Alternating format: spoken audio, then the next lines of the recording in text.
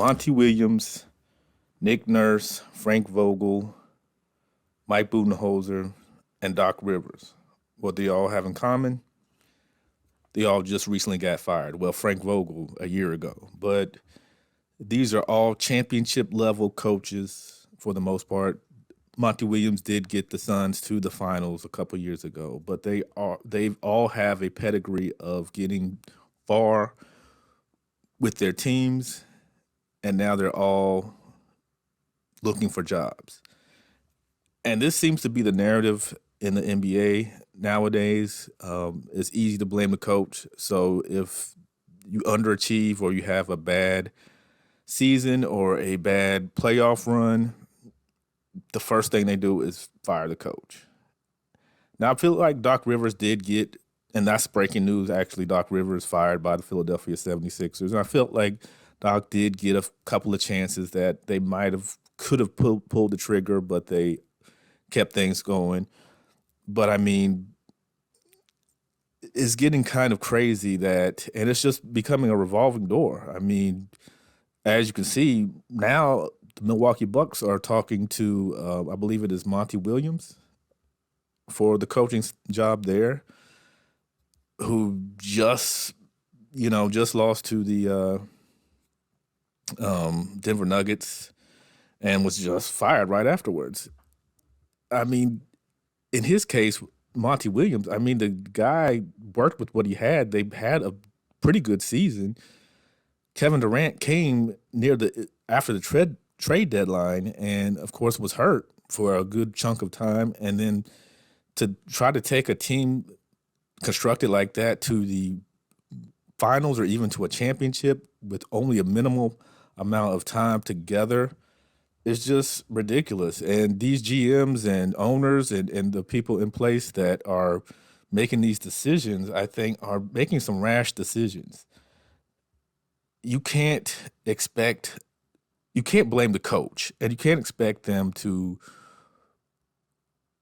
make all the right X's and O's every time, and you think you can just bring in somebody else and that's going to magically solve the issue from the season before or the playoff run before.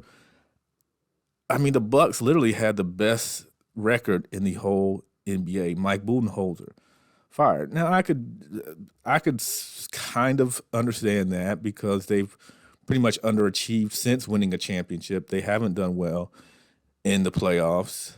This season, I think the underlying thing is Giannis got hurt in the first series. And I know that the team should be built to be able to carry on, especially against the number 8 team. But Miami was a different type of number 8 team. They had a different type of player. They had guys step up there's no way Mike Budenholzer could have known that some of these guys were going to just shoot lights out. There's a graphic, I don't have it with me right now, showing how the Miami Heat shooters, they have a bunch of undrafted guys that are just shooting lights out in this playoff. So he couldn't have figured that in. He couldn't have penciled that in. And, there's just no X's and O's.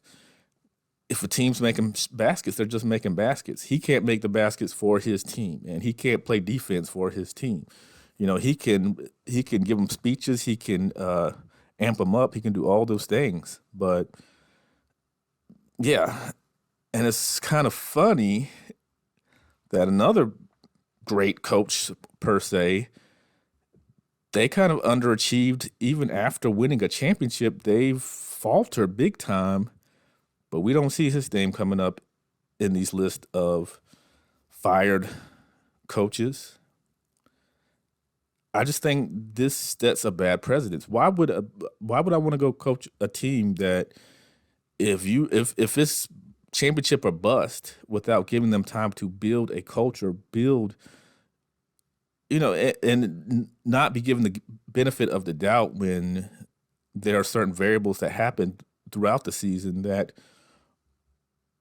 could cause them to underachieve or could cause them to have some mishaps. In the case of Mike Budenholzer, Giannis got hurt game 1. Now, that shouldn't have been the end all be all for the Milwaukee Bucks, excuse me. But at the same time, when you're running into a team that just catches fire, it happens. I saw the Dallas Mavericks. I believe that it was the Golden State Warriors of old. Dirk and them were the number one team. Got beat in the first round. I saw my San Antonio Spurs lose to the Memphis Grizzlies, the Grindhouse, Zach Randolph and Marcus Gasol and Tony Allen and Mike Conley Jr. So it happens. But to just say, you know what, you lost in the first round, we're getting rid of you. Like I said, Mike Budenholzer maybe because they've had a couple of seasons where they've been great regular season and they just couldn't get it done in the playoffs. Okay. Even though I would have said this season you can kind of give him a pass because Giannis was hurt and maybe try to run it back, see how things go midway through next season if it's just not working or if there's not any kind of if there's no growth, then yeah, get rid of them and try to. But of course, then you have to bring in, or you have to have somebody, his assistant or somebody, come in and try to work their magic midway or part way through the season. So sometimes most franchises don't want to do that. But, in the case of Monty Williams, he worked with what he had. He had a lot of injuries. He didn't expect Chris Paul. Well, playoff Chris Paul has been injury prone forever, so he should have penciled that in. But, he got them to the finals a few years ago. Doc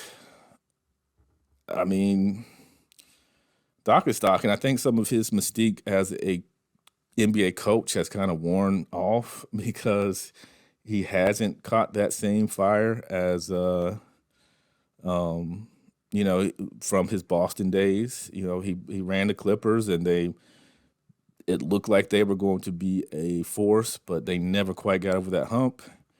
And now with the Sixers, it's the same thing. They'll catch fire and look like a surefire championship team or a conference finals team or a champion, but they just never get over that hump. And, in the case of Frank Vogel, had Frank Vogel had a team that Darvin Ham has right now, do you think they would have been out of not even making the play-in like they did last year?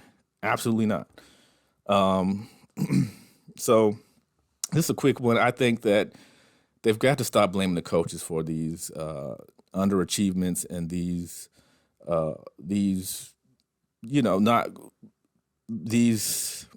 don't want to say disappointments, but these they don't live up to the hype type of years. You got to let them keep building.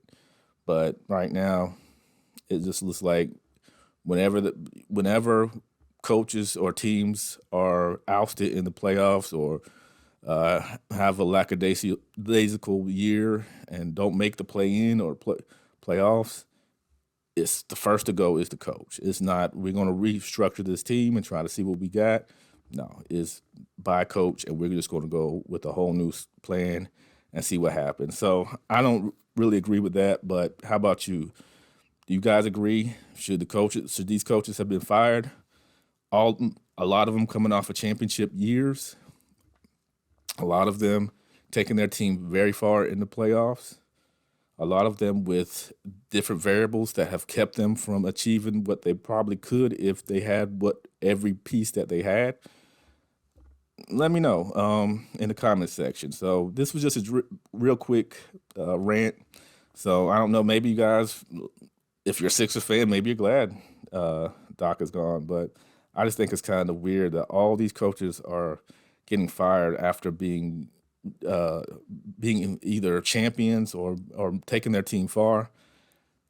I just don't get it, but Steve Kerr still has a job. But what do I know? Anyway, guys, check you out later. Thank you so much.